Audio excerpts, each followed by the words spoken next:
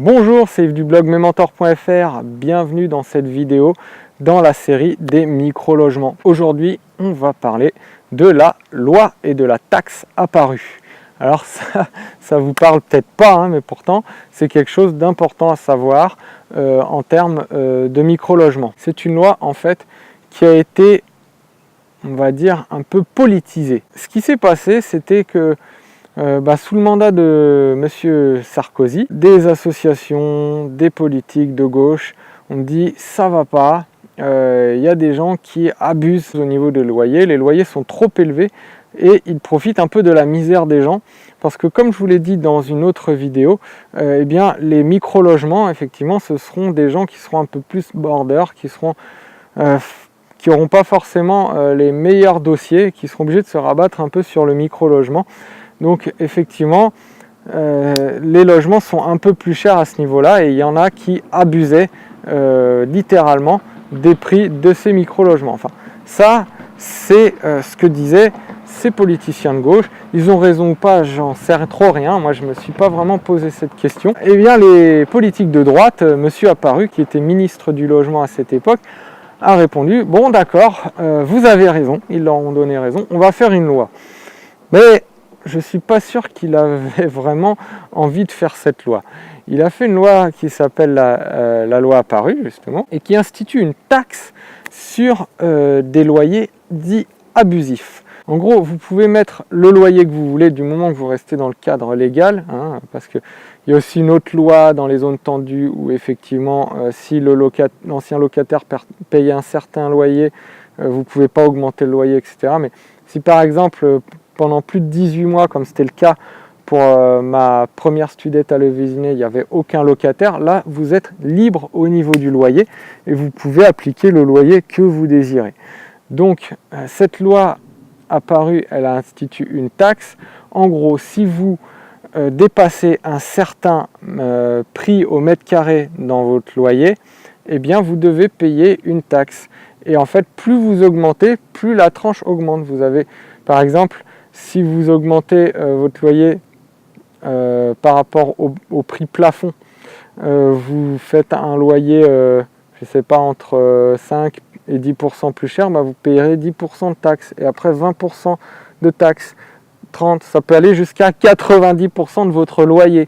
Donc en gros, ça coûte tellement cher comme taxe qu'il vaut mieux baisser son loyer plutôt que de payer la taxe. Ce qu'il faut savoir sur cette taxe, c'est que, alors déjà, c'est que dans certaines zones, donc c'est la Côte d'Azur, le Genevois français et la région parisienne.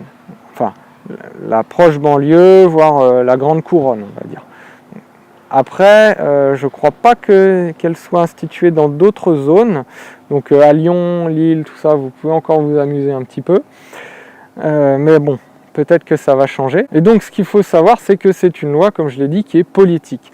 Pourquoi? Parce que déjà, pour savoir qu'il y a une taxe à payer, il faut le savoir. Et beaucoup de gens qui louent des micro-logements, même avec des prix un peu abusifs parfois, eh bien, ne payent pas cette taxe tout simplement parce qu'ils ne savent pas qu'il faut la payer. En effet, il faut remplir un formulaire spécial. Alors, Emmanuelle Cos, elle a quand même changé un petit peu les choses puisqu'elle a mis une note explicative quand même là-dessus sur les impôts. Donc aujourd'hui, c'est un peu plus difficile de se défiler. Mais avant, il n'y avait vraiment rien. Il fallait vraiment faire un effort et savoir que cette loi existe pour pouvoir payer sa taxe. Pour information, en 2014, sur toute la France, il n'y a eu qu'une seule personne qui a payé cette taxe dans toute la France. Donc vous voyez, elle existe depuis 2012 la loi.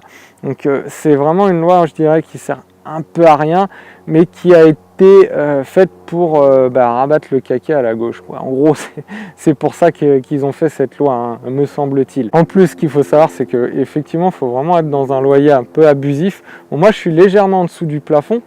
Il faut que le loyer soit de 41, alors on est en 2017, je crois que c'est 41 € et quelques du mètre carré maximum, sauf que si vous êtes en meublé, et dans le micro-logement, il faut être en meublé, sinon c'est une hérésie, vous avez une majoration de 10%.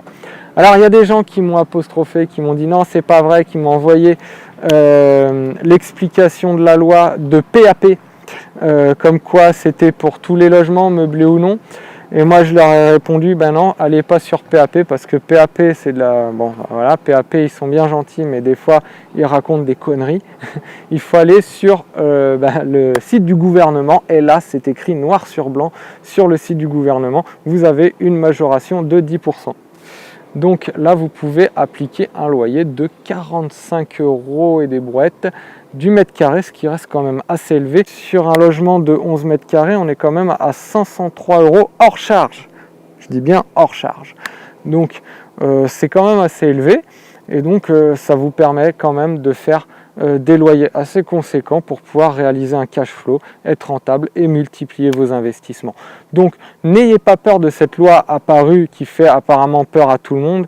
Franchement, c'est pas ça qui empêche d'investir, surtout que chaque année elle évolue, et donc chaque année le plafond augmente généralement. Donc voilà, n'ayez pas peur de cette loi. En tout cas pour moi c'est une fausse loi, et il n'y a pas de souci avec ça. J'espère que vous aurez aimé cette vidéo, qu'elle vous aura rassuré sur l'achat dans les micro-logements.